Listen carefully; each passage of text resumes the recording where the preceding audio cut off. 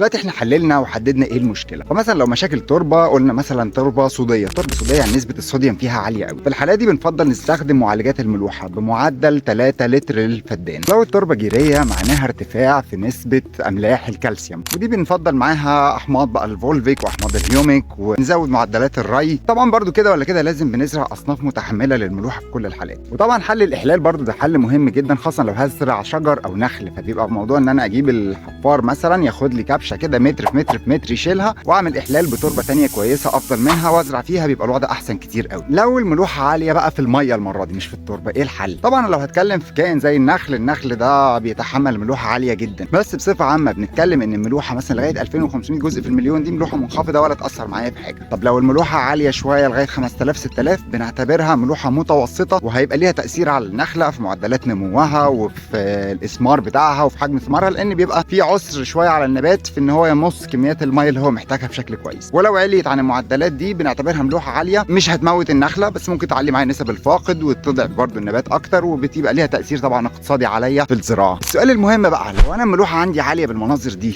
طب هل نظام التسميد ما بيتغيرش؟ انا عشان يا جماعه مش عايز اطول عليكم اكتر من كده، اتمنى يا رب اكون افدتكم، وتابعونا الفيديوهات الجايه علشان هتسمعوا اجابه للسؤال ده واجابه لكلام كتير قوي مهم باذن الله. لو في عندكم بقى استفسارات اكتبوا لنا تحت في الكومنتات او ابعتوا لنا على رسائل الصفحه، وان شاء الله نكون خدمتكم. يلا مش هطول عليكم اكتر من كده بقى، يلا رمضان كريم، اي خدمات.